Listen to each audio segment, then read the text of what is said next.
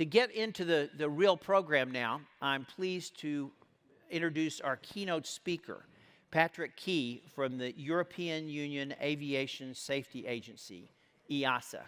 And so, Patrick, the floor is yours.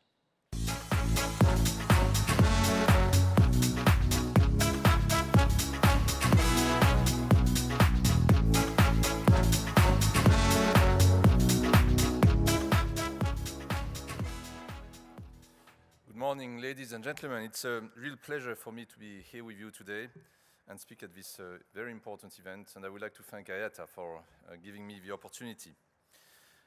What is EASA?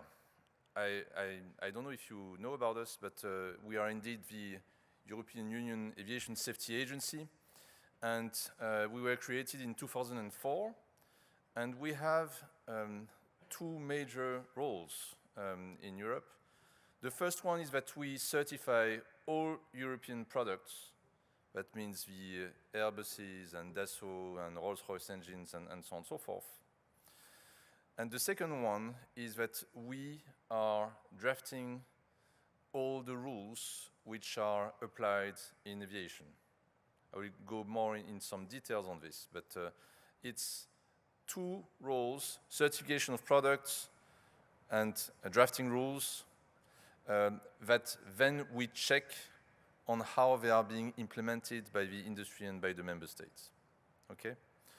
So we are not replacing the national authorities. We are making sure that all the national authorities in Europe have the same set of rules and that they apply the rules according to the law. Okay? Since September of last year, a new EASA was born. Because, as I said earlier, we were created in 2004, and after 15 years of existence almost, basically the legislators thought that it would be good to review the foundation of EASA and look at what works and what could be done better. I won't go too much into details, but let me say that with this new founding regulation, the scope of activity of EASA has increased. In particular to cover state aircraft and state aircraft operations. It builds also a stronger cooperation and clearer roles between the agency and the member states' regulatory authorities in order to have a more consistent, harmonized system in Europe. It introduces the new fundamental notion of European oversight for any kind of organization. So, today, for instance, an airline is a national airline. It has an AOC, which is based in one country. Tomorrow, or with this new regulation, an airline can become a European operator in which, for which, basically, the oversight is going to be performed by EASA. But it's also true for maintenance organizations. It's true for training organizations, air navigation service providers, and so on and so forth. We were also tasked to deal with drones, with new technologies, with security, and finally ground handling. And of course, I'm going to spend a bit more time on ground handling. I have to say that I was a bit puzzled when we started the discussions with the member states on this topic, ground handling. And some member states, I even have the names, were considering that there was no safety element in ground handling and that therefore there was no need for EASA to step in. I don't know if you would agree with that. There is no safety element in ground handling, but for us, the picture is quite different. Just a bit of data.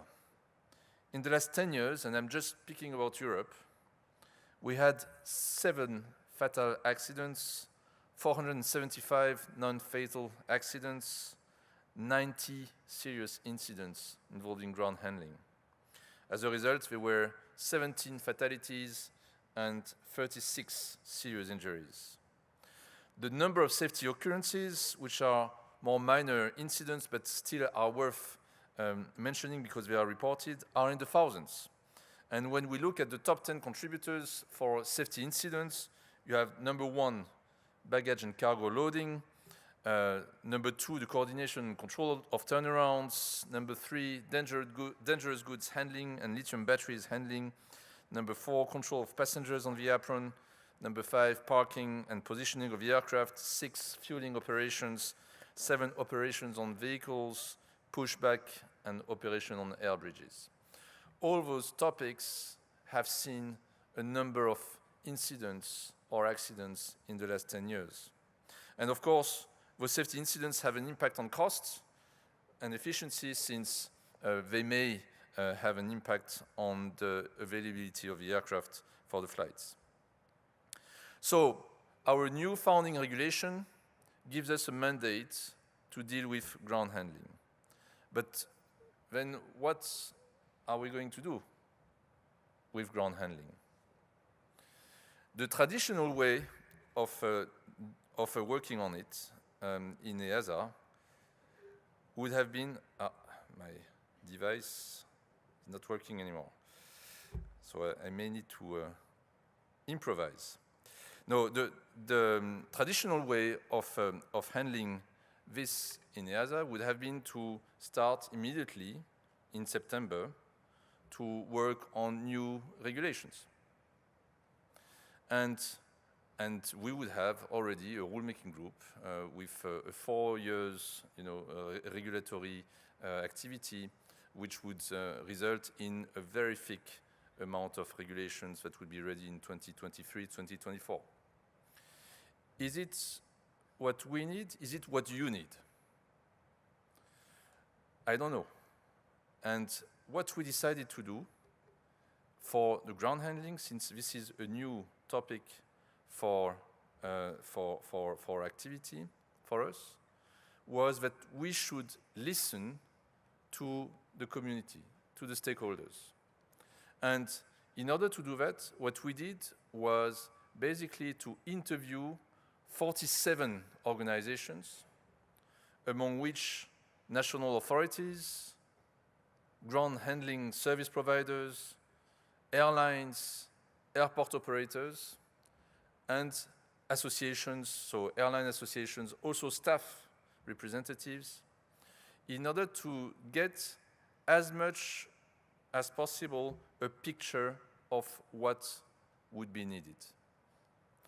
And in order to work through all those interviews, what we did was basically to task a team of experts coming from the industry to help us work on a ground handling roadmap that we call. And let me give you some ideas about what we did for this. Basically, our interviews, our survey, identified 5 areas on which there would need to be an action from EASA. Not necessarily new rules, potentially standards, potentially what we call safety promotion, which is just information and communication, and other types of actions. I'm going to go through those 5 areas briefly. The first area is safety management systems. In some countries, it is already mandatory for ground handlers to have a safety management system. What we would like to do is to implement a proportionate, that means taking into account the capability and the size of the ground handling service providers, but mandatory implementation of SMS, safety management systems. And by the way, we would like also to connect the different safety management systems of the actors on the platform. So airlines, airport operator, and ground handling service provider, air traffic control as well, in order to have the best flow of information among actors on safety. The second area that we would like to work on is operational standards. There are quite a few standards that you are using already today, and we would like to make use and refer to those standards, typically ISAGO or ISBAO. We would also like to propose some flexibility to deviate from those standards, because not all of them are strictly applicable everywhere. So we will heavily rely on the industry standards, on the best practices, to give examples, benchmark on how we want to operate. Area number 3, training. We would like to propose the development of standard minimum training elements based, again, on industry standards and including practical training and examination on equipment. Common training standards should promote establishing a career path for ground handlers staff and introduce individual training records as an attestation of competence. There was a lot of discussion with staff associations and unions who wanted basically to create licenses and things like that. No, we do not want to create a license for ground handling agents, but we believe that there is a need to recognize their competence and therefore that we can use the training records as an attestation of competence. For equipment, it was mentioned by Joe earlier, we would like to cater for the introduction of new technologies for training of the agents, but also for automation, autonomy, for loading of the aircraft, for instance. We are proposing also to have high-level requirements for equipment management and maintenance based on the recommendations of the equipment manufacturers, and we would have provision for equipment pooling at a platform. And the last but not the least area which was identified and necessitating some action from our side is to look at the staff turnover, which is, we believe, a key challenge for the industry.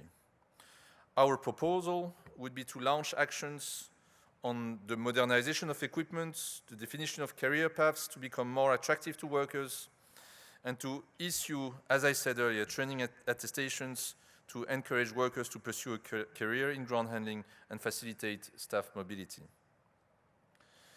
In terms of oversight, our new founding regulation foresees a declaration system, so not a certification. That means that basically ground handling service providers will declare that they are compliant with the regulations. And we foresee to have a cooperative oversight between the member states in order to make sure that if, for those of you, you are compliant in one country, then this compliance is recognized by the other countries. All those 5 items were developed in concept papers which form the basis of a ground handling roadmap which was presented to the community in March of this year. This roadmap details a total of 42 lines of actions for which the type of activities needed are described. It can be new rules, it can be standards, it can be safety promotion.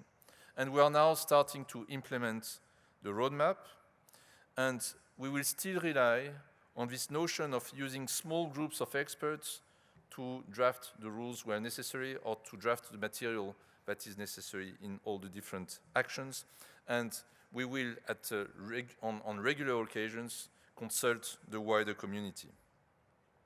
With all this, I believe we should start to have tangible results in the course of 2020-2021.